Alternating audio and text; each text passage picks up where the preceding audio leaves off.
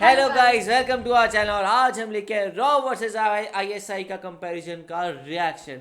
And like रॉ और आईएसआई जो है नॉर्मली इनके बीच में पूरे टाइम टक्कर चलती रहती है। और लोगों जैसे इंडिया में वो मानते हैं रॉ ज़्यादा ऊपर है और पाकिस्तानी मानते हैं आईएसआई ज़्यादा ऊपर है। और हमने बहुत सारी ऐसी वीडियोस देखी हैं जहाँ पे अगर टॉप 5 एजेंसीज की बात होती है तो कहीं ना कहीं आईएसआई को हमेशा एक हायर रैंकिंग मिलता है, बिकॉज आईएसआई को बहुत ज़्यादा पावर दे रखी है पाकिस्तान में एंड किस तरीके से वो मैनेज करता है, चीज़ें करता है। तो इस वजह से तो यहाँ हम फुल कंपेरिजन करने वाले हैं, लाइक पूरा कह सकते हैं ना, लाइक रॉ में क्या चीज़ें हैं और आईएसआई में क्या चीज़ें हैं, और उस हिसाब से देखेंगे। वैसे दोनों चीज़ों की बहुत चीज़ें तो हिडन होती हैं, तो आई डोंट थिंक सो कि सारी इन्फॉर्मेशन यहाँ पे हमें मिलेगी, पर जितनी भी मिलती है उससे हम कंपेयर कर पाएंगे कौन सी ज़्यादा बढ़िया है, अच्छी। और सीरियसली मेरे लिए बहुत ज़्यादा मुश्किल रहेगा कंपेयर करना दोनों को, क्योंकि रॉ है वो इंडियन की एजेंसी है और अगर आईएसआई की बात करो पाकिस्तान की। और हम लोगों ने काफ़ी सारी ऐसे आईएसआई की वीडियोस देख रखी है जिससे मतलब और ज़्यादा रिस्पेक्ट हो गई है पाकिस्तानी सोल्जर्स के लिए।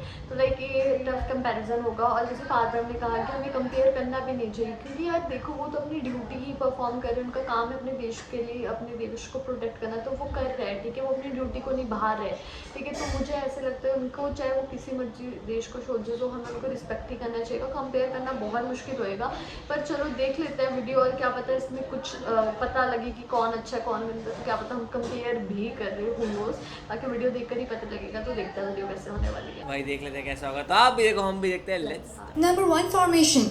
आईएसआई का फॉर्मेशन Formation। जनवरी 1, 1948 यानी आज से 73 ईयर्स पहले हुआ था।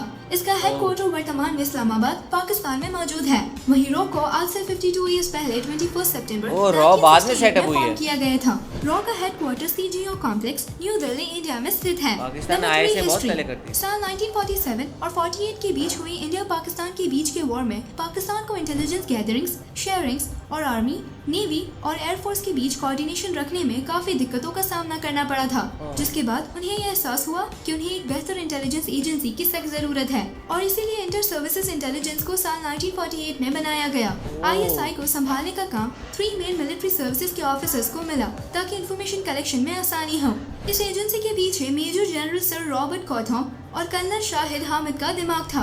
शुरुआत में आईएसआई के कलेक्शन ऑफ इंटरनल इंटेलिजेंस में कोई बड़ा रोल नहीं था, पर नावल कमांडर सैयद मोहम्मद एहसान ने इस एजेंसी को बेहतर बनाने का काम बखूबी किया, जहां इन्होंने इस एजेंसी को तराश कर कई तरीकों से बेहतर बनाया और इस एजेंसी का असल मकसद मेंटेनेंस ऑफ नेशनल सिक्योरिटी बन गया। वहीं रॉ के निर्माण से पहले ओवरसीज इंटेलिजेंस कलेक्शन की जिम्मेदारी इंटेलिजेंस ब्यूरो यानी आईबी के हाथों में थी, जिसे ब्रिटिश राज के द्वारा बनाया गया था। साल 1947 यानी इंडिया के इंडिपेंडेंस के बाद इंटेलिजेंस ब्यूरो के फर्स्ट इंडियन डायरेक्टर संजीवी पिल्लाई को बनाया गया। इंदिरा गांधी एडमिनिस्ट्रेशन ने ये निर्णय सुनाया कि उन्हें एक full fledged second security service की जरूरत है। उस वक्त इंटेलिजेंस ब्यूरो के डिप्यूटी डायरेक्टर RN काउ ने नई एजेंसी के लिए ब्लूप्रिंट सबमिट की, जिसके बाद काउ को इंडिया की first foreign intelligence agency raw का चीफ बनाया गया। रॉ की शुरुआत $280,000 के बजट और 250 एम्प्लॉयज के साथ हुई थी। Number 4 employees. आईएसआई की कुल 10,000 के करीब ऑफिसर्स मौजूद हैं। हालांकि एक्यूरेट नंबर नहीं है, पर एक्सपर्ट्स के अकॉर्डिंग आईएसआई में इतने एजेंट्स मौजूद हैं। वहीं बात करें रॉ की, तो एस्टिमेट्स के अनुसार रॉ के पास 8,000 फील्ड एजेंट्स हैं जो दुनिया भर में फैले हैं। Number 5 recruitment and training. Civilians और आर्म फोर्स के मेंबर्स दोनों आईएसआई को ज्वाइन कर सकते हैं। सिविलियंस के रिक्रूटमेंट का जिम्मा फेडरल पब्लिक सर्विसेज कमीशन यानी FPSC के हाथों में है। FPSC कई तरह के एग्जामिनेशंस कंडक्ट करती है, जिसमें वो कैंडिडेट की नॉलेज पर रखती है। इसमें करंट अफेयर्स, इंग्लिश और एनालिटिकल एबिलिटीज पर जोर दिया जाता है। रिजल्ट के बेसिस पर FPSC कैंडिडेट्स को शॉर्टलिस्ट करती है और इस लिस्ट को ISI तक पहुंचाया जाता है, जो इनिशियल बैकग्राउंड चेक्स कंडक्ट करती है। सिलेक्टेड कैंडिडेट्स को इंटरव्यू के लिए इनवाइट किया जाता है।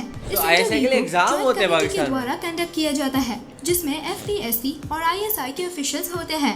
इस इंटरव्यू में सिलेक्टेड लोगों की 6 मंथ की ट्रेनिंग के लिए डिफेंस सर्विस इंटेलिजेंस एकेडमी यानी DSIA में भेजा जाता है, जिसके बाद इन ऑफिसर्स को डिफरेंट सेक्शंस में ओपन सोर्सेज इंफॉर्मेशन के लिए ट्रांसफर किया जाता है, जहां वो 5 इयर्स सर्व करते हैं, जिसके बाद ये ऑफिसर्स ISI की टीम का ऑफिशियल और इम्पोर्टेंट हिस्सा बन जाते हैं और इन्हें सेंसिटिव जॉब्स दी जाती है। ISI की ट्रेनिंग में उन्हें self defence, fighting skills, intelligence mission करने की स्किल्स एंड सर्वाइवल हर चीज सिखाई जाती है। इनके काम करने का तरीका थोड़ा आक्रामक होता है।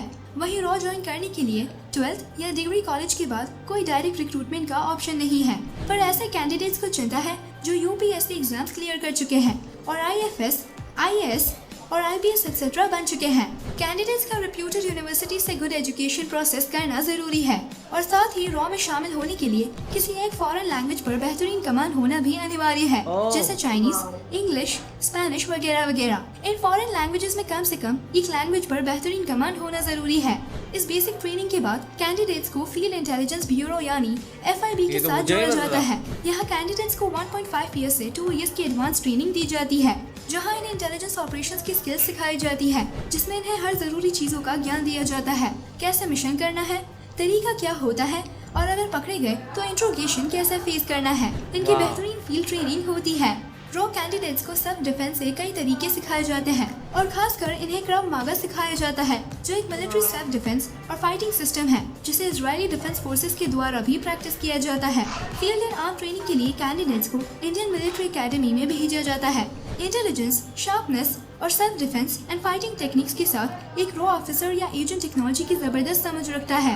रॉ के काम करने का तरीका सीक्रेट और लॉन्ग टर्म प्लानिंग के साथ होता है। Number 6, places of operation. ISI ने कई जगह पर इंटेलिजेंस मिशन को अंजाम दिया, जैसे Afghanistan, Bosnia, India, Libya, Iran, Iraq, France, United kingdom और यूनाइटेड स्टेट्स भी। ISI अल-कायदा और तालिबान के मिशन में भी शामिल थी।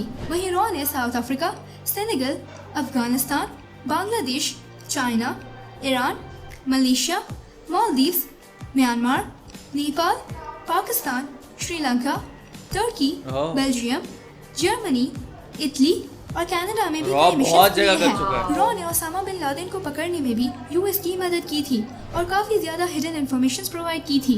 US इंटेलिजेंस के अनुसार रॉ कई और एजेंसी से ज्यादा रिलायबल साथी है। Number 8, budget. ISI का एनुअल बजट 300 से 600 मिलियन डॉलर्स के बीच एस्टिमेटेड है। वहीं रॉ का एनुअल बजट एक्सपर्ट्स के द्वारा 300 से 400 मिलियन डॉलर्स तक एस्टिमेटेड किया गया है। पर सच तो ये है कि इन दोनों एजेंसीज के एनुअल बजट क्लासिफाइड है, यानी पब्लिकली बताए नहीं गए हैं, इसीलिए ज्यादा भी हो सकते हैं। बहुत ही अच्छी वीडियो थी और सीरियसली जैसे मैंने स्टार्टिंग में कहा था, कंपैरिजन करना बहुत ज़्यादा मुश्किल होगा, तो मैं कंपेयर नहीं करने वाली। हालांकि हमें से ये चीज़ क्लियर हो गई है कि जो पहले रॉ है वो बाद में बनी है और IFS पहले बन रखी है, ये तो हम लोगों को क्लियर हो गया। फिर उसके बाद बजट की बात करी तो बजट मेरे को ऐसे लगता है कि जो पाकिस्तान है वो अपनी ज़्यादा मतलब जो आर्मी साइड है, ठीक है, अपनी प्रोटेक्शन साइड है, उसमें अपनी ज़्यादा पैसे लगाता है as compare to India. India mostly development हो गया, मशीनरीज हो गया, रेलवेज़ वगैरह हो गया, इसमें ज़्यादा पैसे लगाता है एज़ कम्पेयर टू आर्मी वगैरह। लेकिन अगर बजट की बात करें तो उसके अकॉर्डिंग बजट सेम ही था, इक्वल था, बस पाकिस्तान का 600 वो दिखा रहा था, $600 दिखा रहा था, वहाँ पे इंडिया का 4,000 या 400 कुछ ऐसा था, तो वो चीज़ है। और बाकी यार कंपैरिजन करना मुश्किल होगा। और हाँ, इतना बोल सकते कि दोनों ही देशों की ट्रेनिंग देखी जाए बहुत ज़्यादा मुश्किल है, बहुत ज़्यादा। कोई भी आम इंसान नहीं कर सकता। आपको लैंग्वेज में होना पड़ेगा। को होता है ना कि कोई ऐसा नहीं है कि सिर्फ आपको फिजिकली स्मार्ट होना पड़ेगा, आपको मेंटली भी बहुत स्मार्ट होना पड़ेगा। आपको हर चीज़ में आपका काम मतलब शरीर और आपका दिमाग साथ चलना चाहिए, तभी आप ये इसको क्वालिफाई कर सकते हो। और बहुत ही मुश्किल है ये। और मुझे ऐसा लगता है जो बंदा इसमें जाता है ना, लिटरली उसको बहुत ज़्यादा हार्ड वर्क करना पड़ता है। और सीरियसली मेरे लिए कंपैरिजन करना बहुत ज़्यादा मुश्किल है, तो मैं तो नहीं करने वाली। वही देखा जाए तो इन दोनों की एडमिशन बहुत मुश्किल है। एंड लाइक प्रो में तो कोई क्लियर कट वो तरीका ही नहीं बताया गया। ISI में तो आप एग्ज़ाम दे सकते हो, उसके बाद थ्रू एंड थ्रू करके फिर आप विश्वास बना के आप जा सकते हो।